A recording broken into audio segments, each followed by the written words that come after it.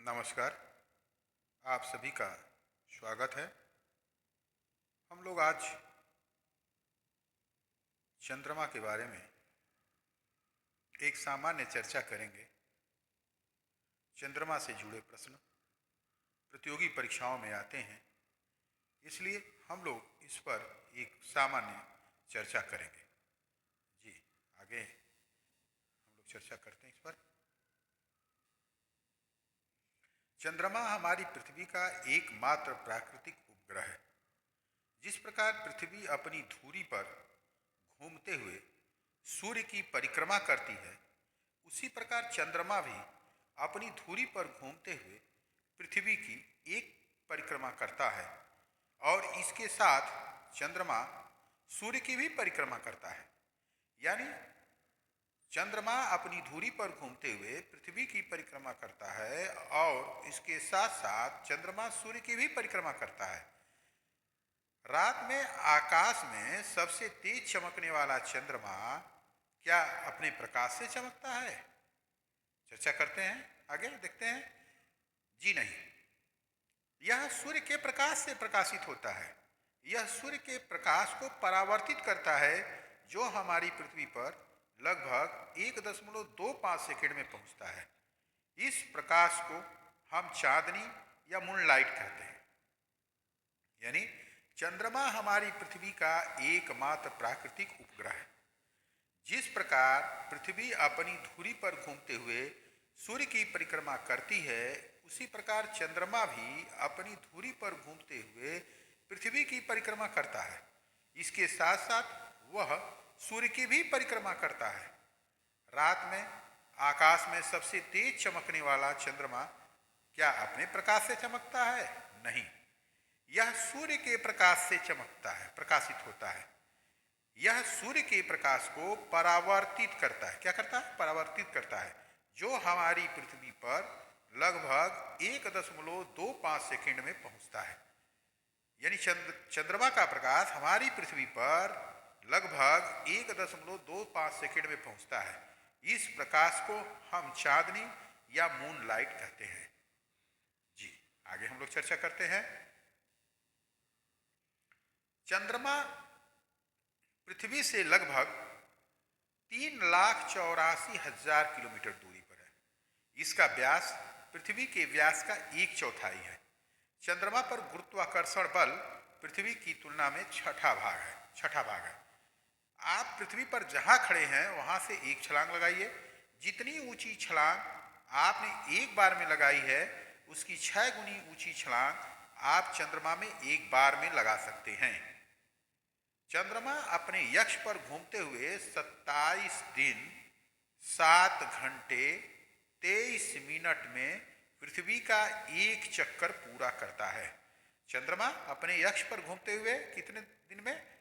27 दिन 7 घंटे और 43 मिनट में पृथ्वी का एक चक्कर पूरा करता है। आगे आइए हम लोग सूर्य ग्रहण और चंद्र ग्रहण पर चर्चा करते हैं कि सूर्य ग्रहण और चंद्र ग्रहण किस दिन लगता है और कैसे लगता है। जिस रात चंद्रमा थाली सा गोल दिखाई देता है, उस रात को पूर्णिमा कहते हैं, और जिस रात को चंद्रमा बिल्कुल नहीं दिखाई देता है, उस रात को अमावस्या कहते हैं। यानी चंद्रमा जिस दिन कंप्लीट दिखाई देता है गोल थाली की तरह, वह रात जो है पूर्णिमा की रात होती है, और जिस रात को चंद्रमा बिल्कुल नहीं दिखाई देता है, उस रात को अमावस्या की रात कहते हैं। चंद्रमा पृथ्वी से 3,84,000 किलोमीटर दूर है। इसका व्यास कितना है? पृथ्वी का 1/4 है। इस पर गुरुत्वाकर्षण बल पृथ्वी की तुलना में छठा भाग है। जी, आगे हम लोग चर्चा करते हैं।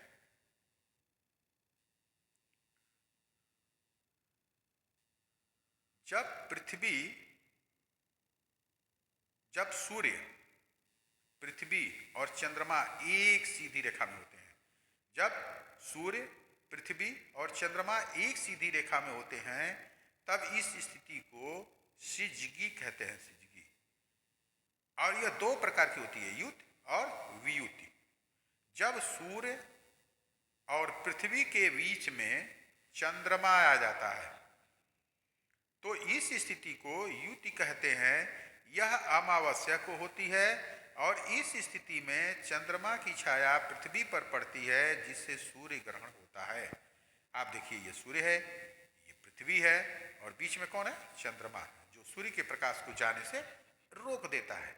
इसी प्रकार जब सूर्य और चंद्रमा के बीच में पृथ्वी आ जाती है, तब इस स्थिति को वियुति कहते हैं।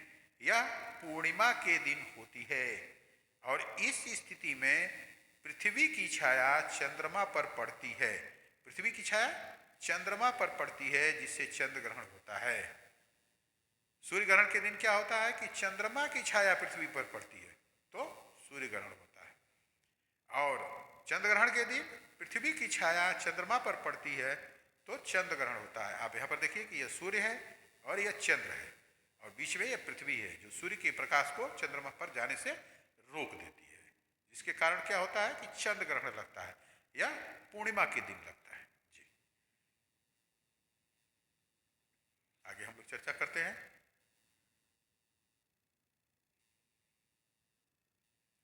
पृथ्वी की वार्षिक गति। पृथ्वी अपनी धुरी पर घूमने के साथ साथ दीर्घवृत्ताकार में सूर्य के चारों ओर परिक्रमा भी करती है।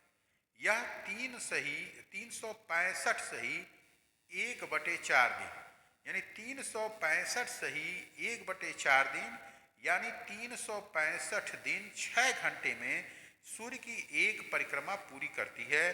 यह पृथ्वी की परिक्रमण गति है, यह पृथ्वी की वार्षिक गति भी है।